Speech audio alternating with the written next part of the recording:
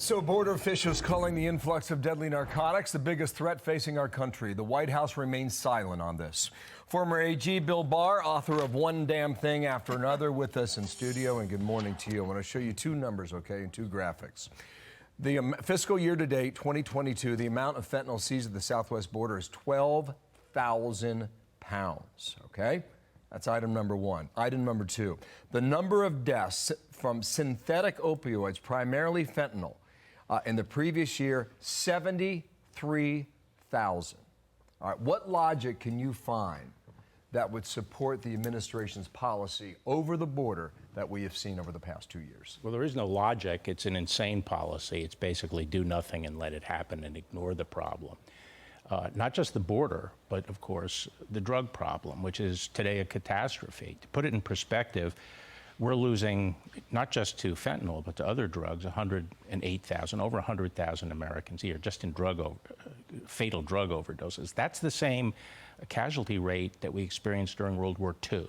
Wow. We have the equivalent of a World War casualty rate in the United States caused by drugs, and that's the personal misery and tragedy, but also you have tremendous amounts of money. An estimate just came out of over 1.5 trillion just for opioids. When you look at the whole damage caused, it's trillions of dollars. And this administration has no interest in taking on the supply problem, because this is a supply-driven catastrophe. You take these drugs, which are poisonous, and pump them up into the United States, and they're creating their own market. And the idea of harm reduction, which, as far as I can tell, means allowing people to lie on the street and OD out on the street and defecate on the street and so forth, that's not the response. We have to take on the cartels. We need to force the Mexicans to work with us. But this administration isn't willing to take those tough steps. We can show you some of these. We talk about, that we can talk about the numbers of how many people have died, but when you see their faces, it really makes a difference here. We can show you just a collage of thousands of people who have lost their lives, and you multiply that by all the people who are grieving their loss. Do the cartels meet the technical definition of a terrorist organization? Yeah, I think you could make a very strong case they do, but whether they meet the technical definition in the statute, which has to do with sanctions, I think we have to start attacking these groups more like they're ISIS and less like they're the mafia. We're not going to be able to prosecute our way and use Mexican law enforcement to deal with the cartels. They're states within states. In many ways, they're stronger than the government. They can corrupt the government. The legal system in Mexico, even before this, was pathetic. Only 90% of crimes are ever, brought to justice in that country. So the vast oceans of money that they now have to corrupt the government, which is amplified by the border, because they're making almost as much from border traffic. $1 billion.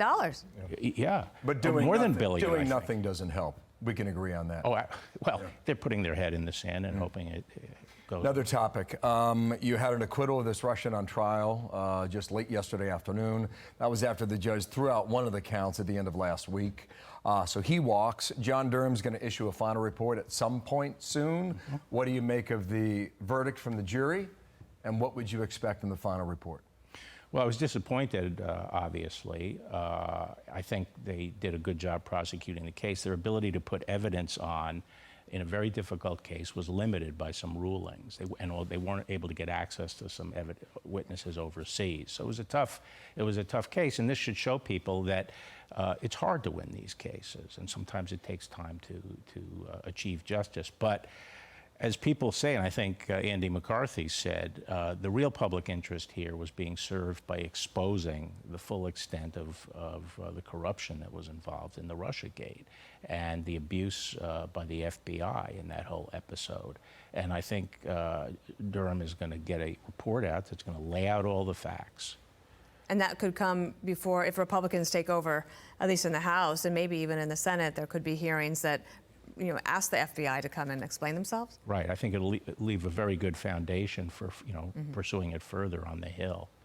Yeah. Well, thanks for coming in. Your thoughts on the border are really important. Very strong. It's just so outrageous what's happening. We have to do something. Yep. Thank you. Bill Barr, nice to see you. Thank you. Good to see you.